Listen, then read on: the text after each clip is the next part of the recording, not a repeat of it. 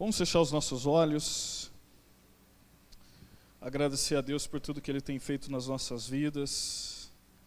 Eu particularmente viveria 24 horas para agradecer tudo aquilo que Deus tem feito. E aquilo que Deus tem feito, para mim, como agradecimento, não são bênçãos, não são portas abertas. Isso tudo Ele faz, mas quando você conhece a Jesus de verdade, essas coisas se tornam insignificantes. Um dia desse eu estava na minha casa, depois de um culto, me preparando uma mala para poder viajar, se preparando para uma semana de desafios, e o Espírito Santo falou no meu coração: e aí, o seu culto acabou? Ele falou fortemente para mim que o problema da igreja dos dias de hoje é porque nós colocamos um fim no nosso culto quando nós saímos do culto. E na realidade o culto ele tem que ser algo diário. Então, eu imagino que hoje, eu sei que você possivelmente esteja cansado, trabalhou toda semana, mas eu quero te dizer que Jesus veio ao teu encontro nessa noite. E Ele vai sondar o mais profundo da tua alma e do teu coração. Pai, em nome de Jesus, nós nos colocamos diante da tua magnífica e poderosa presença. Jesus, o que eu quero nessa noite, Pai, é não atrapalhar aquilo que o Senhor assim preparou para a tua igreja. O que eu quero simplesmente, Deus, é que o Senhor use os meus lábios, porque nada daquilo que eu possa ter é suficiente para poder ser resposta para aquilo que os meus irmãos desejam. Por mais que eu procure uma resposta dentro da tua palavra, as respostas estão contidas em ti, Jesus. O Senhor é um Deus que conhece as nossas vidas. Um dia desse, Deus, uma pessoa me ligou perguntando o número do meu RG. E eu até havia esquecido os últimos números do RG. E de repente, de uma coisa tão simples, o Senhor me disse: eu conheço cada fio de cabelo da sua cabeça. E aquilo me mostrou, Deus, que coisas tão pequenas e tão insignificantes o Senhor conhece. Significa que o Senhor nos ama de uma forma tão poderosa, Deus, que o Senhor se preocupa com cada fio de cabelo.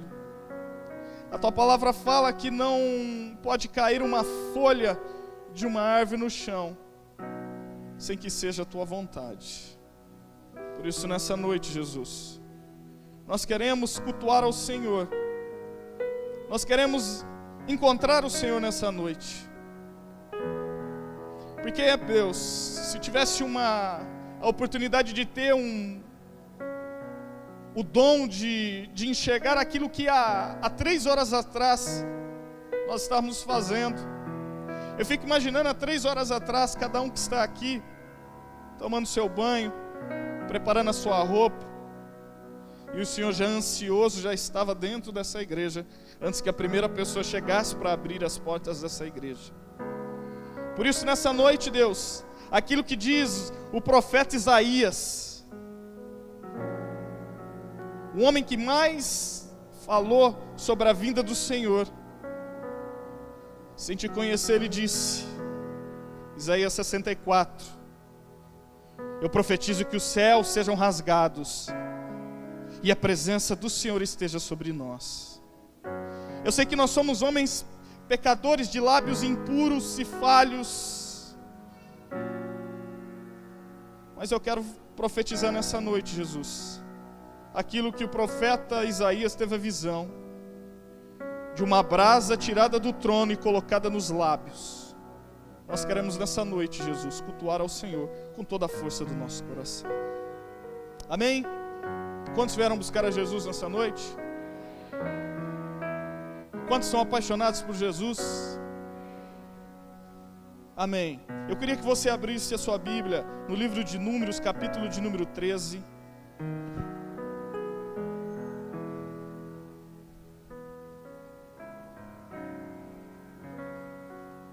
Números capítulo de número 13 e versículo de número 1.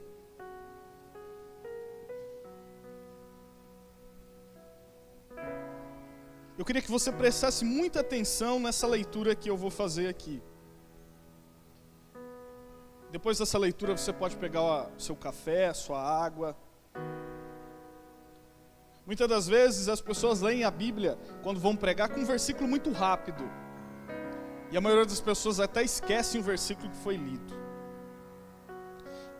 Aquilo que eu vou ler é aquilo que Jesus falou comigo um tempo atrás. E eu espero que Ele fale com você. Em Números, capítulo de número 13, a minha Bíblia é uma Bíblia com uma versão mais atual. Ele tem o título assim, A Missão Exploratória de Canaã. A tua Bíblia deve ter alguma coisa a respeito de alguma missão. No capítulo de número 1, no versículo, melhor dizendo, de número 1, diz assim: E Yahvé ordenou a Moisés: envia homens, um de cada tribo, em missão de reconhecimento à terra de Canaã, que dou aos filhos de Israel. Enviarás todos aqueles que sejam seus príncipes. Acompanhe comigo que Moisés separou cada homem de cada tribo. Eles eram príncipes, eram pessoas especiais. Assim enviou Moisés. Eles saíram do deserto de Parã, conforme a ordem do Senhor. Todos eles eram chefes israelitas. Preste atenção que a Bíblia enfatiza que eles eram príncipes e eles eram chefes. No versículo de número 16, no mesmo capítulo, diz assim: esses são os nomes dos homens que Moisés enviou para espiar a terra. E Moisés deu ordem a Uxeia, Bin, Num, Oséias, filho de Num. O nome de Yeshua é Josué. E Moisés enviou para verificar a terra de Canaã e lhes disse: subi pelo Neguebe e em seguida atravessai a região montanhosa. Então observai como é a terra, e como é o povo, e como esse povo habita, se ele é forte, se ele é fraco, se é escasso, ou se é numeroso, se a terra em que vive esse povo é boa ou ruim, se as cidades em que moram não são cercadas de muros ou fortificadas, se o solo é fértil ou pobre, se existe ali floresta ou não, se eles são corajosos ou não. Trazei alguns frutos da terra. No versículo 23 diz assim: quando chegaram a um lugar conhecido como Vale de Escol, eles encontraram cachos. Eles cortaram o ramo da qual pendia um único cacho de uvas. 2 homens carregaram o cacho pendurado numa vara. Colheram também romãs e figos. Ao cabo, no versículo 25, ao cabo de 40 dias, retornaram da exploração da terra. Viram a Moisés e Arão e toda a comunidade de Israel. O versículo 27 diz: e deram o seguinte depoimento. Preste atenção no depoimento, que aqui é o texto central daquilo que nós vamos falar. E deram o seguinte depoimento a Moisés: fomos à terra a qual nos enviastes. Na verdade é uma terra onde também mana leite e mel. Eis os seus produtos. Contudo o povo que habita lá é poderoso. As cidades são fortificadas, muito grandes. Também vimos ali descendentes de Enaque. No 30 diz: então Calebe fez calar o povo reunido diante de Moisés. Subamos e herdamos aquela terra, disse ele. Em verdade temos a capacidade de conquistar essa terra. Entretanto os homens que haviam acompanhado reagiram: não podemos marchar contra esse povo, visto que ele é muito forte. Puseram-se a difamar diante dos filhos de Israel a terra que havia observado, a terra na qual fomos em missão de reconhecimento. É uma terra que devora seus habitantes. Todos aqueles que vimos são homens de grande estatura. Lá também vimos gigantes, os descendentes de Enaque, diante de quem parecíamos a nós, e nós parecíamos gafanhotos. 14 diz assim: então toda a congregação se elevou com voz, puseram a gritar, e o povo chorou aquela noite. Todos os israelitas clamaram contra Moisés e Arão, e exclamavam: antes tivéssemos morrido na terra do Egito, antes deveríamos morrer todos no deserto. Nessa noite, pode fechar sua Bíblia, nessa noite, de forma muito breve, eu queria pregar sobre algo que Deus falou ao meu coração recentemente. Você sabe que tudo na vida é uma questão de fé e visão. Diga para a pessoa que está do seu lado: tudo na vida, um pouquinho mais alto, tudo na vida é uma questão de fé e uma questão de visão. Essa palavra visão, ela é extremamente interessante. Hoje nós estamos num culto de sexta-feira, e quando o Senhor falava ao meu coração sobre esta palavra, eu disse para Deus: essa é uma palavra que fala sobre líderes, sobre liderança. Hoje não é um culto do Tadel, não é um culto avançado de líderes. Nós não estamos num treinamento de líderes. Mas quando eu estava orando, Deus disse para mim: mas todos nós somos líderes de alguma forma. O pastor é o nosso líder aqui, ele nos guia. Você, esposo, é líder da sua casa, porque a Bíblia diz que você é o cabeça do seu lar e da sua família. Você no seu trabalho, você é líder de alguma coisa. Ou se você não é líder de alguma coisa no seu trabalho, você é líder de repente de um pequeno grupo. Ou se você ainda não é um líder, você é alguém que está sendo preparado, mesmo que você nem imagine que você esteja sendo preparado.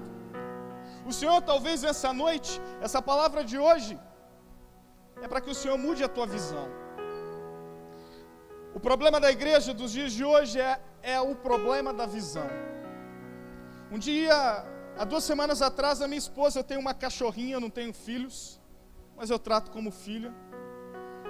Algumas semanas atrás, a minha cachorrinha, minha esposa, estava dando um remédio para ela, um conta-gota.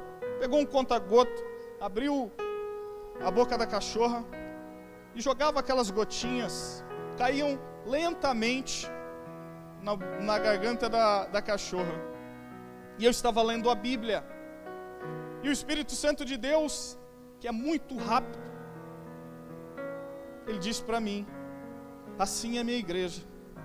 A minha igreja hoje está vivendo de conta-gotas, sendo que eu sou um rio transbordando de alegria. O problema dos dias de hoje é aquilo que o pastor Paulo disse: nós queremos alegria, nós queremos viver como igreja. Um dia eu aprendi que vários significados da palavra igreja. Um dos significados que eu mais sou apaixonado é que a palavra igreja significa chamados para fora. Essa é a palavra mais espetacular para mim. Eu sei que a outra significado de igreja é congregação, reunião de pessoas.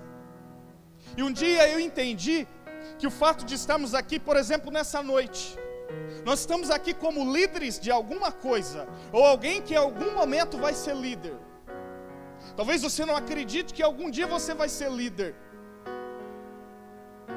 Um dia eu estava na minha casa, no quarto da minha casa, desempregado, depressivo, sem dinheiro. E o Espírito Santo, eu fui orar e o Espírito Santo disse para mim: calma, eu estou fazendo aquilo que eu faço com todos os grandes líderes. Eu estou preparando, eu estou te testando. Mas o problema é que uma das grandes características de que você vença na vida, em todos os sentidos, é aquilo que está aqui. Faça assim, aquilo que está aqui são os seus olhos. Eu aprendi que Deus, ele se coloca diante de nós. Alguém está vendo Jesus aqui nessa noite? Alguém acredita que Jesus está aqui? O fato de você acreditar que Jesus está aqui significa que você de alguma forma deseja ter a visão. O que eu digo de ter a visão, não é a visão de algo palpável, porque Jesus ele sempre ensinou nas suas parábolas sobre coisas que os olhos não podem enxergar, que as mãos não podem tocar. Jesus muitas das vezes ele entrava em Jerusalém como um vento, como uma nuvem. Hoje nós cantamos que a Shekinah, alguém disse que a sua Shekinah, em alguma oração eu ouvi alguém dizendo que a tua Shekinah pouse aqui. Os israelitas viveram, 3 milhões de israelitas viveram 40 anos. Todos os dias Jesus próximo dele. E eles não conheceram a Jesus. Eu não sei se você já ouviu falar sobre isso que eu acabei de dizer, sobre a Shekinah. O que era a Shekinah? A Shekinah era uma nuvem que diz que em 40 anos, aquela Shekinah onde os israelitas acordavam, diz que quando eles acordavam pela manhã, e eles ficaram 40 anos com as mesmas sandálias e com a mesma roupa, diz que quando eles se levantavam, eles saíam das suas tendas, porque não existia casa. Diz que quando eles saíam, abriam aquela tenda, olhava para fora, colocava o seu pé, aquela nuvem estava lá. Os israelitas por 40 anos não conseguiram compreender. Você sabe quem que era aquela nuvem? Você acha que aquela era uma nuvem comum? Aquela nuvem era o próprio Jesus, que estava protegendo os israelitas por 40 anos. E por 40 anos eles não tiveram uma visão perfeita de quem era Jesus. Jesus era a nuvem que estava lá. Ou você acha que alguma nuvem conseguiria proteger aquelas pessoas que a Bíblia diz que suas sandálias e suas roupas não ficavam velhas? Jesus estava lá. A Bíblia diz que caía todos os dias pela manhã uma espécie de um orvalho, que ele era doce, e quando aquele orvalho caía, eles se alimentavam daquele orvalho porque eles não tinham mais comida. Eles saíram do povo de Faraó, onde eles comiam cebola, para eles andarem por 40 anos para uma terra prometida. Aquele orvalho era a presença de Jesus. O problema de conhecermos a Jesus de verdade, pularmos numa onda e acreditar que Ele está na onda, visualizar a coisa e acreditar que Ele está nas coisas, é uma visão.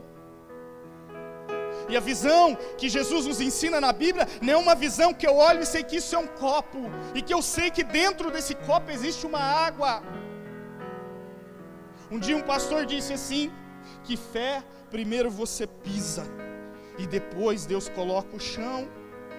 Jesus ensinou isso para os discípulos muitas das vezes. E existem 3 perguntas para todos aqueles que querem ser um grande líder de verdade. Um grande líder de verdade, se você tiver uma caneta, escreve na sua Bíblia, num papel, aonde você tiver aí, na tua mão. A visão é dividida em 3 partes. E se você compreender isso, você vai sair daqui saltando na presença de Deus. Se você acreditar nisso, a tua vida nunca mais vai ser a mesma.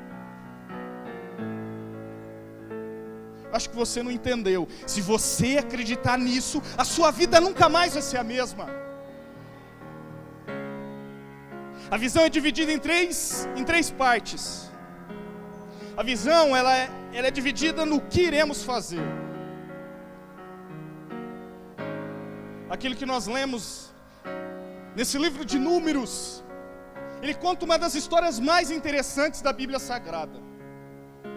Ele conta a história de alguns homens. Ouviam uma promessa na Bíblia lá atrás. Os patriarcas diziam que Deus tinha preparado uma terra prometida. Eu não sei se Jesus te prometeu algo, mas se Ele te prometeu, Ele irá cumprir. A Bíblia diz que Deus prometeu algo para os israelitas. Prometeu que eles iriam conquistar uma terra prometida, que manava leite e mel. Quando eles estavam próximos de chegar nessa terra prometida, diz a Bíblia Sagrada que Moisés, que era o grande líder, ele separou um povo, separou os príncipes, os chefes. Imagine que nós estamos aqui com os escolhidos de Jesus. Existe algum escolhido de Jesus aqui? Moisés escolheu os seus líderes, os seus analistas. Seriam homens com visão. A Bíblia diz que foi vários homens. E esses homens chegaram na terra. A maioria dos homens tiveram a visão dos gigantes. Mas nenhum deles disseram: o que iremos fazer para vencer os gigantes? Todos aqueles que querem ter uma visão, a primeira coisa que ele tem que fazer, quando ele se depara com um grande problema, com um grande desafio, a primeira pergunta é: o que nós iremos fazer? O que eu irei fazer? O povo de Israel, eles encontraram os gigantes. Eles viram que os gigantes eram poderosos. Toda a cidade fortificada, existiam estruturas de muros. A Bíblia diz, os historiadores dizem que muros maiores que a parede dessa igreja. E nesses muros ficavam soldados na frente para que essas cidades não pudessem ser invadidas.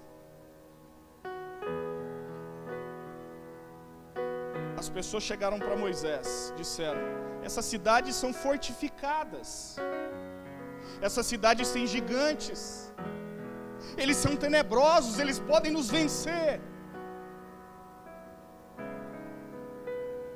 Nenhum deles fez a segunda pergunta para aquele que tem uma visão de alcance: onde nós queremos chegar?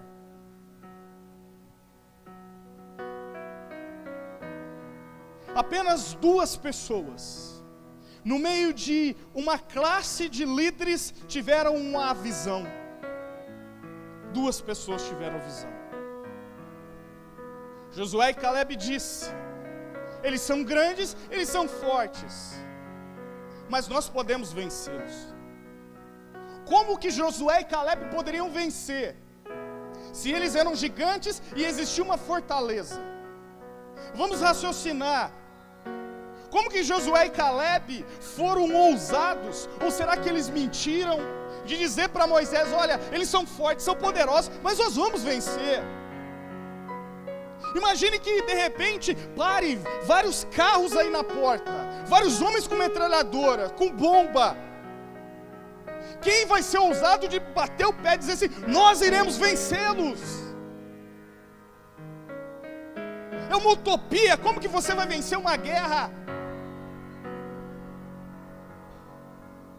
Por que o escritor escreveu que Josué e Caleb bateram o pé e disseram assim: nós veremos vencê-los, nós iremos vencê-los?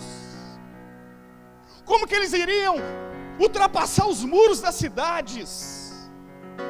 Eram prédios, como que eles iriam pular? Será que eles estavam loucos? Porque só dois homens tiveram a visão. Você sabe por que apenas dois homens tiveram a visão?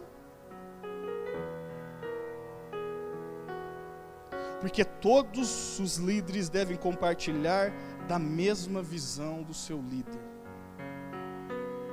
Todos devem compartilhar da mesma visão do seu líder.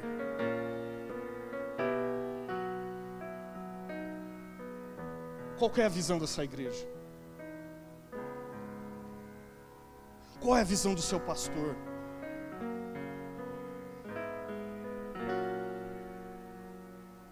O problema é que muitas das vezes o grande líder, ele tem uma visão de uma verdadeira águia, e os seus liderados não seguem, não compartilham da mesma visão. Talvez alguns que estão mais próximos conhecem a visão, praticam a visão, mas eles não compartilham a visão com os outros. Eu não posso ser íntimo de Deus se essa intimidade eu não poder compartilhar com o meu irmão. Eu não posso viver em igreja se eu não posso lá fora buscar e viver como igreja, chamados para fora. O fato de você estar aqui não é uma reunião, não é um culto da Testemunha de Jeová, não é um culto satânico onde se esconde as coisas, não é um terreiro de macumba, não é um culto no meio da mata, batendo tambores. Nós somos a igreja escolhida do Senhor.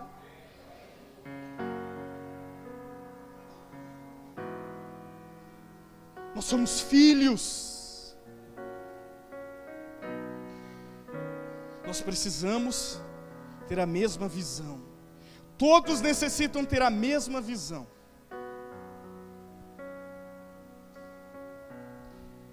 Você sabe por que apenas dois homens tiveram a visão? Você sabe por que apenas dois homens colocaram seus pés na terra prometida?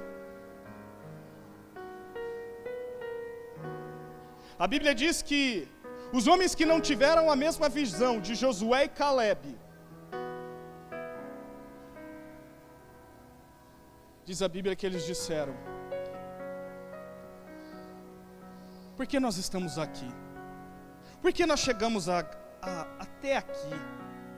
Não era melhor nós ficarmos presos e morrermos comendo cebola, sendo escravo, carregando pedra? Quiseram matar o próprio Moisés e Arão.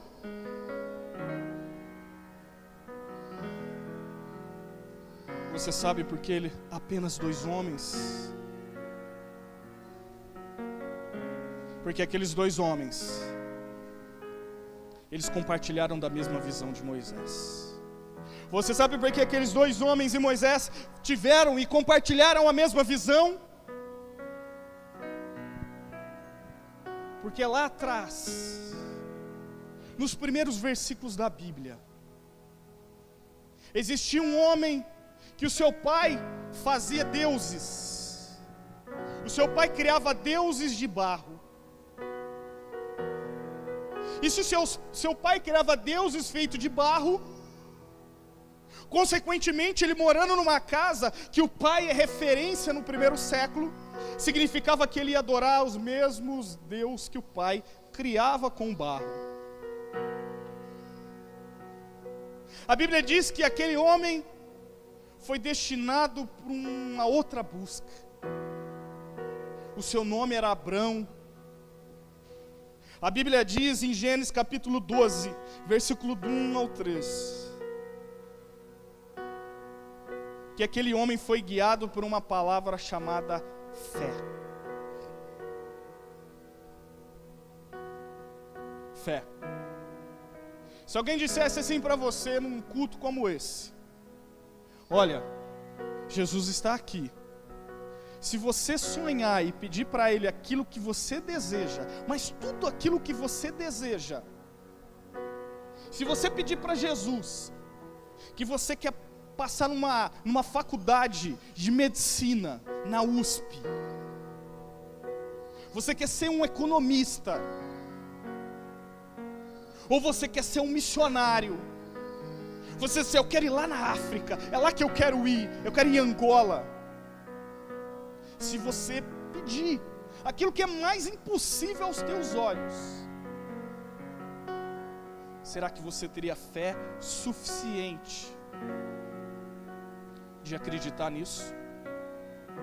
A Bíblia diz que esse homem chamado Abrão, a Bíblia diz que esse homem, o seu pai criava deuses, fabricava deuses, e ele era um menininho pequeno que acompanhou o pai criando deuses. E ele conheceu esse Jesus poderoso. A Bíblia chama Abrão de o nosso pai na fé. A Bíblia diz que esse homem, quando conheceu a Jesus, diz a Bíblia que Jesus chamou ele para fora. Flávio Joséfo, um historiador judeu, ele diz que quando Terá, pai de Moisés, pai de Abraão, viu Abraão ajoelhado num canto, orando e falando com Jesus, diz Flávio Joséfo, que o pai colocou a mão sobre a coxa do filho, abençoou o filho como um símbolo de uma aliança que estava sendo quebrada.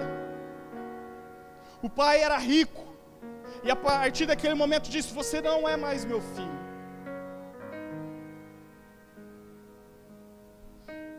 Diz a Bíblia que nesse exato momento, Jesus aparece pela primeira vez a Abraão. A Bíblia diz que Jesus aparece como se fosse uma teofania. Significa que Abraão ouviu a voz de Jesus, só que ele não viu Jesus fisicamente. Ele ativou a sua visão, ele ligou o seu coração a Jesus. Ele não enxergou com seus olhos, mas ele ligou o seu coração com o coração de Jesus. O problema é que hoje o céu está em movimento. O céu é um local de movimento. O problema é que hoje nós não conseguimos ligar o nosso mesmo movimento com aquilo que o céu está movendo. Os anjos estão aqui nessa noite, mas existe um movimento de incredulidade nosso. Nós estamos sempre como igreja andando para trás, enquanto Jesus está para frente.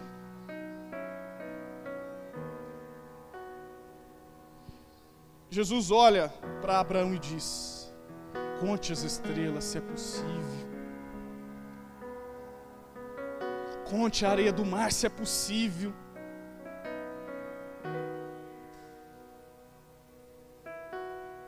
A visão de Moisés,